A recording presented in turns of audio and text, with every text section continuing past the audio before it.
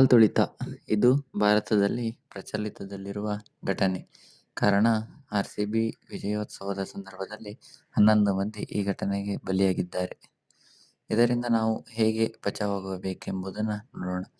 ಇಂತಹ ಘಟನೆ ನಡೆಯುತ್ತಿರುವ ಸ್ಥಳದಿಂದ ಮೊದಲು ಸಮೀಪದ ಎಕ್ಸಿಟ್ ಪಾಯಿಂಟ್ ಅನ್ನು ನೋಡಿಕೊಂಡು ಆ ಕಡೆ ಸಾಗಬೇಕು. ಜನಸಮೂಹವನ್ನು ಬಿಟ್ಟು ಹೊರಹೋಗಲು ಪ್ರಯತ್ನಿಸಬೇಕು. ಇದು ಸಾಧ್ಯವಾಗದೇ ಇರುವ ಸಂದರ್ಭದಲ್ಲಿ ಸ್ವಲ್ಪ ನಮ್ಮ ಮುಖವನ್ನು ಮೇಲ್ಮುಖವಾಗಿ ಉಸಿರಾಡಲು ಪ್ರಯತ್ನಿಸಬೇಕು. ಏಕೆಂದರೆ ಇಂತಹ ಜನಸಮೂಹದಲ್ಲಿ ಆಕ್ಸಿಜನ್ನ ಕೊರತೆ ಉಂಟಾಗಿರುತ್ತದೆ.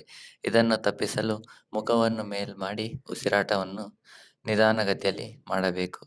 ನಂತರ ನಿಲ್ಲಲು ತುಂಬಾ ಕಷ್ಟವಾಗುತ್ತಿರುವ ಸಂದರ್ಭದಲ್ಲಿ ಏನು ಮಾಡಬೇಕೆಂಬುದನ್ನು ಇದರಲ್ಲಿ ನೋಡೋಣ. ಇದರಲ್ಲಿ ಹೇಳ್ತಾರೆ ಅದಕ್ಕೆ ನಮ್ಮ ಎದೆ ಮತ್ತು ನಮ್ಮ ಮುಖ ಪ್ರೊಟೆಕ್ಷನ್ ಆಗಬೇಕು. ಈ ತರದಿಂದ ಯಾರಾದ್ರೂ ಬಂದ್ರು ಮುಖ ಪ್ರೊಟೆಕ್ಷನ್ ಆಗಬೇಕು, ಮತ್ತೆ ಎದೆಗೆ ಭಾರ ಬೀಳಬಾರ್ದು, ಎದೆ ಪ್ರೊಟೆಕ್ಷನ್ ಆಗಬೇಕು.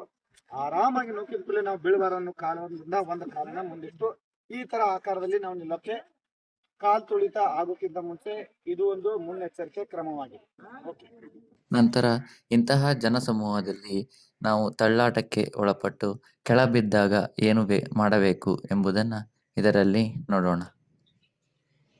ಎದೆ ಭಾಗ, ಪ್ರೈವೇಟ್ ಪಾರ್ಟ್ ಎಲ್ಲ ಕವರ್ ಆಗೋ ತರ ನಾವು ಈ ರೀತಿ ಕೆಳಗೆ ಬೀಳ್ಬಹುದು. ಯಾವಾಗ ನಾವು ಈ ರೀತಿ ಇರ್ತೀವಿ, ಈ ಗ್ಯಾಪ್ ಅಲ್ಲಿ ನಾವು ಆರಾಮಾಗಿ ಉಸಿರಾಡಬಹುದು. ನಮ್ಮ ಎದೆ ಸೇಫ್ ಆಗಿರುತ್ತೆ, ಪ್ರೈವೇಟ್ ಪಾರ್ಟ್ ಸೇಫ್ ಆಗಿರುತ್ತೆ. ಯಾರೋ ನಮ್ಮ ಮೇಲೆ ಬಂದು ಬಿದ್ರು ನಾವು ಯಾವುದೇ ಕಾರಣಕ್ಕೆ ನಮಗೆ ತಲೆಗೆ, ಎದೆ ಭಾಗಕ್ಕೆ ಮತ್ತು ನಮ್ಮ ಪ್ರೈವೇಟ್ ಪಾರ್ಟ್ಗೆ ಪೆಟ್ಟು ಹತ್ತಲ್ಲ. ಆವಾಗ ನಾವು ಸೇಫ್ ಆಗಿ ಏನೋ ಒಂದ್ 2 ನಿಮಿಷ ಎಲ್ಲರೂ ಬಂದ್ ಮೇಲೆ ಬಿದ್ರು ನಮ್ಗೆ ಉಸಿರಾಡಕ್ ಜಾಗ ಇರುತ್ತೆ. ಆಮೇಲೆ ನಾವು ಸೇಫ್ ಆಗಿ ಎದ್ದೇಳ್ಬಹುದು. ಆದ ಕಾರಣ ಯಾವುದೇ ನಾವು ಜನಸಂಧಿಯಲ್ಲಿ ಕೆಳಗಡೆ ಬಿದ್ರೆ, ಜನ ನಮ್ಮ ಮೇಲೆ ಬೀಳುವಂತ ಪ್ರಸಂಗ ಬಂದ್ಬಿಟ್ರೆ ನಾವು ಇಮಿಡಿಯೇಟ್ ಆಗಿ ಈ ಪೊಸಿಷನ್ಗೆ ಬಂದ್ಬಿಡಬೇಕು. ಓಕೆ, ಈ ರೀತಿ ಕ್ರಂಚಿಂಗ್ ಪೊಸಿಷನ್ಗೆ ಬರುವುದರಿಂದ ನಮ್ಮ ಮೇಲೆ 4-5 ಮಂದಿ ಬಿದ್ದರೂ ಸಹ ನಮಗೆ ಯಾವುದೇ ರೀತಿ ತೊಂದರೆ ಉಂಟಾಗುವುದಿಲ್ಲ.